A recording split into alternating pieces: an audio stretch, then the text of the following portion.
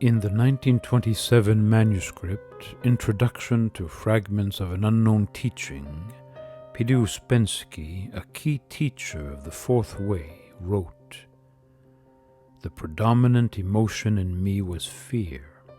Fear to lose myself, fear to disappear in something unknown. I remember a phrase in a letter I wrote at the time. I am writing this letter to you, but who will write the next letter, signing it with my name, and what he will say, I do not know." This was the fear.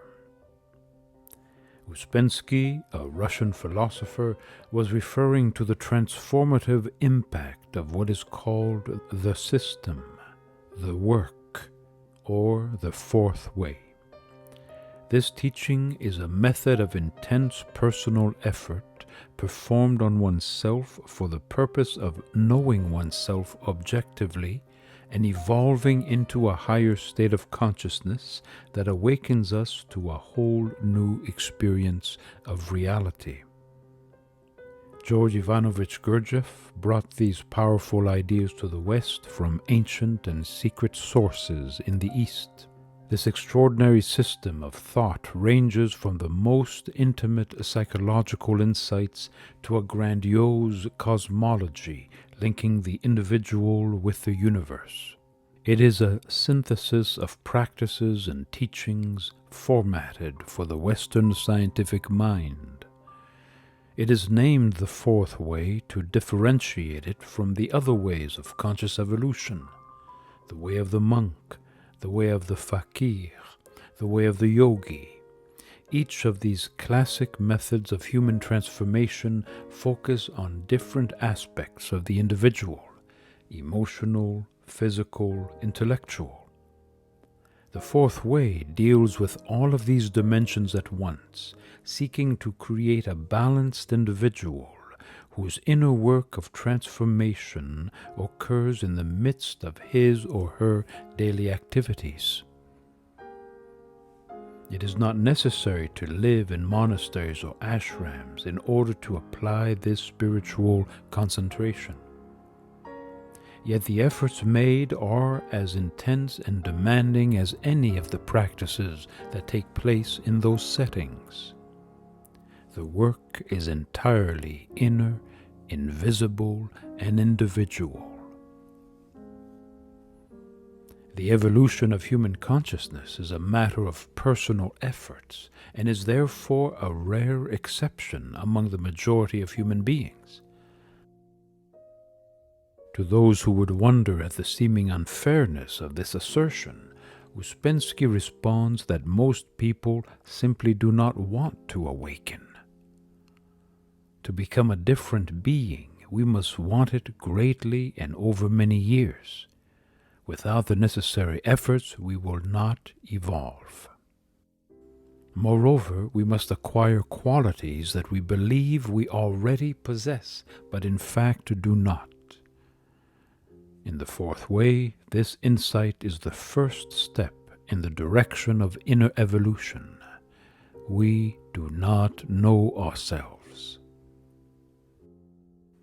Gurdjieff says, man has invented many machines, and he knows that a complicated machine needs sometimes years of careful study before one can use it or control it. But he does not apply this knowledge to himself, although he himself is a much more complicated machine than any machine he has invented. This machine is brought into motion by external influences. All actions, ideas, and emotions are responses to the stimulus of external events. For Gurdjieff, such mechanical persons are asleep to their true condition and virtually incapable of change. He tells us, by himself he is just an automaton with a certain store of memories of previous experiences and a certain amount of reserve energy. Human beings, therefore, cannot do. Everything happens to us as to puppets pulled by invisible strings. Uspensky believed that if we could perceive this phenomenon, then things would begin to change for us. We human beings are not merely stimulus response machines, but machines that can know that we are machines. Realizing this, we may find ways to cease being simply reactive organisms. Another central idea in the fourth way is that the individual is not one. We have no permanent I or ego. Every thought, feeling, sensation, desire is an I, which believes that it is the whole person. Yet none of these I's are connected, and each depends on the change of external circumstances. To make matters worse, there are often impenetrable defenses between each I, which the work calls buffers, separating these sub-personalities from one another. Gurdjieff stated that one of our most important mistakes is our illusion about our unity. He tells us, his I changes as quickly as his thoughts, feelings, and moods, and he makes the profound mistake in considering himself always one and the same person. In reality, he is always a different person, not the one he was a moment ago. Our every thought and desire lives separately and independently from the whole. According to Gurdjieff, we are made of thousands of separate I's, often unknown to one another, and sometimes mutually exclusive and hostile to each other. Man is a plurality. Man's name is Legion, he writes. The alternation of I's is controlled by accidental external influences. There is nothing in us able to control the change of I's, mainly because we do not notice it. Each separate I calls itself I and acts in the name of the whole person. This explains why people so often make decisions and so seldom carry them out. A little self-observation will prove that we usually think, feel, move, and respond without our being aware of what is happening within us. This self-observation is in fact the first practical effort required in the fourth way. The student is to create an observing I, which observes with objectivity his or her inner activity. To develop an objective space within, which can see without judging, is extremely difficult, but is also the first breakthrough out of our mechanical behavior and the state of sleep in which it keeps us. Consciousness is a particular kind of awareness concerning who we are, where we are in the moment, and what we know in the deepest dimension of our being. It never remains the same, but can be made continuous and controllable through special efforts and study. The fourth way points to four states of consciousness: sleep, waking state, self-consciousness, and objective consciousness. Most everyone lives only in the first two states. The third state, self-consciousness, is one that we believe we possess even though we are conscious of ourselves only in rare flashes. Such flashes come in exceptional moments, in highly emotional states, in times of danger, or in new and unexpected circumstances. We have no control over their coming and going. Gurdjieff writes, "If we knew the quantity of wrong observations, wrong theories, wrong deductions, and conclusions made in this state, our ordinary consciousness, we should cease to believe ourselves altogether."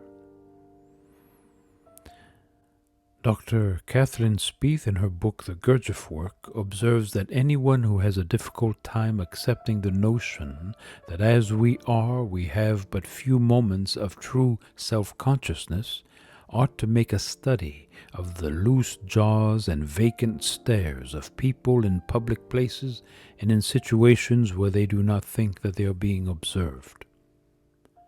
According to the fourth way, the central obstacle to higher levels of consciousness is a phenomenon known as identification.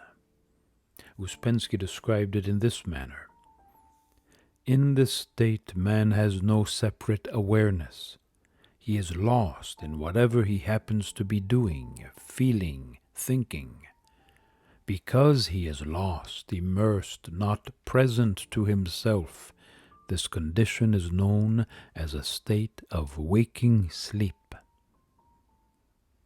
When we are identified, our attention is directed outward, and we are lost to ourselves.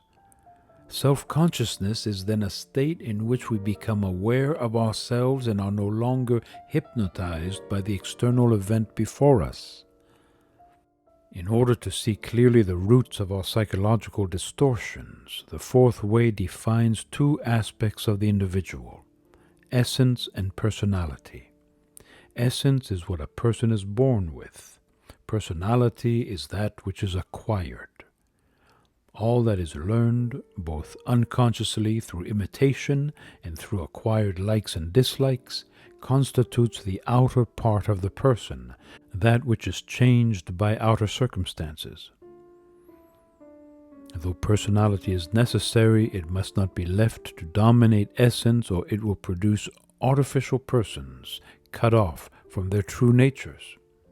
According to Rodney Collin, one of Uspensky's primary students who started his own fourth way school in South America, the fundamental abnormality in human beings lies precisely in the divergence between personality and essence. The more nearly we know ourselves for what we are, the more we approach wisdom. The more our imagination about ourselves diverges from what we actually are, the more insane we become. Through the practices of self-remembering, we can separate ourselves from the pretenses and imitations that have enslaved us since childhood and return to who we actually are. Such a return to our essential nature is accompanied by a sense of liberation unlike any other. To thyself be true is the first commandment on the way of self-development. Maurice Nicoll states in his psychological commentaries on the teachings of Gurdjieff and Uspensky that as you make progress in the work, what you took as yourself begins to look like a little prison house far away in the valley beneath you. This is a vivid expression of the third state of consciousness, or self-remembering, as it is called. These flashes of greater consciousness are the unexpected results of the strenuous efforts made in order to not lose ourselves in the rush of outer circumstances, to be cleansed from the acids of negativity, and to maintain a heightened awareness grounded in the present. The student is to reach a point where he or she can make the choice not to react automatically to external stimuli. This requires going against the grain, resisting long-established habits and self-indulgences. The question is as basic as, can you find the willpower to choose not to react angrily to something that makes you angry? Rather than being wasted in such an outburst, the energy accumulated through this effort can be available for a moment of intensified consciousness. This moment will flood you with peace and quiet joy, or a sense of profound liberation. Oddly enough, these rare and precious moments often come in very paradoxical events. When night is darkest, a shaft of light can suddenly break through.